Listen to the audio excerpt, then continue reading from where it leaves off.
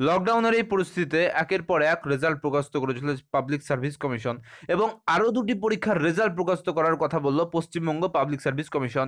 So বন্ধুরা, সেই result দুটি কী কী এবং কবে প্রকাশ হবে সমস্ত কিছু আমরা জানবো ভিডিওতে। তার আগে একটা ছোট্ট রিকোয়েস্ট, যে ভিডিওটিকে অবশ্যই শেষ পর্যন্ত দেখবেন, তাহলে সমস্ত তথ্য আপনারা সঠিকভাবে জানতে পারবেন। তো বন্ধুরা, এই আপডেটটি আজকেরই 16ই মে কর্মসংস্থান পত্রিকায় প্রকাশিত হয়েছে। যদি আপনারা এটিকে দেখতে চান পুরো কর্মসংস্থানটি, তাহলে আমার কমেন্টে বলুন, আমি পুরো একটি ভিডিও বানিয়ে দেবো। সো বন্ধুরা, আপাতত এটি দেখেছি কি বলা হয়েছে। বলছে লকডাউনের মধ্যে পশ্চিমবঙ্গ পাবলিক সার্ভিস কমিশনের দুটি পরীক্ষার ফল বেরোলো, শুরু হলো নিয়োগ প্রক্রিয়া। সো বন্ধুরা, এই দুটি প্রক্রিয়ার ফল আমরা আগেই ওয়েবসাইটে জানিয়ে দিয়েছিলাম। একটা হচ্ছে অ্যাসিস্ট্যান্ট হর্টিকালচার এবং একটি অঙ্কের লেকচারার পলিটেকনিক কলেজে। এই দুটো পরীক্ষার রেজাল্ট বেরিয়েছে, সেটা এখানে বলা হয়েছে এবং আরো বলা হয়েছে যে কি কি পরীক্ষার রেজাল্ট বের হতে চলেছে। সো বন্ধুরা, এরপর 2 পাতায় যেতে বলেছে। সো চলুন 2 পাতায় যাওয়া যাক, কি বলা হয়েছে দেখি।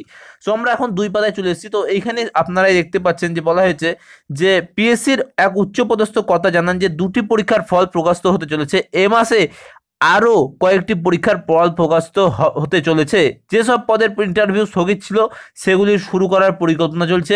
এর মধ্যে ইন্ডাস্ট্রিয়ালিস্ট ডেভেলপমেন্ট অফিসার অর্থাৎ আইডিও পদের যে 118টি শূন্য পদের জন্য যে প্রিলিমিনারি স্ক্রিন টেস্ট হয়েছিল তার ফল শীঘ্রই প্রকাশের কাজ চলছে এবং এর সঙ্গেই আর একটি সরকারি পলিটেকনিক 200 জন লেকচারের পদে যে স্ক্রিনিং টেস্ট ছিল, পরীক্ষা হয়েছিল, সেটারও পরীক্ষার ফল প্রকাশের চেষ্টা চলছে। সো বন্ধুরা, এই আপডেটটি আপনার দেওয়া ছিল, খুবই গুরুত্বপূর্ণ একটি আপডেট। পরপর দুটি পরীক্ষার রেজাল্ট এই 22শে মের আগেই প্রকাশিত হতে চলেছে। সো বন্ধুরা, ভিডিওটি যদি ভালো লাগে চ্যানেলটিকে সাবস্ক্রাইব করুন, কারণ এডুকেশনাল পরীক্ষার যে কোনো কিছু ব্যাপারে আমি যা বলি সত্য বলি, আর সত্য শোনার জন্য চ্যানেলটিকে সাবস্ক্রাইব করুন।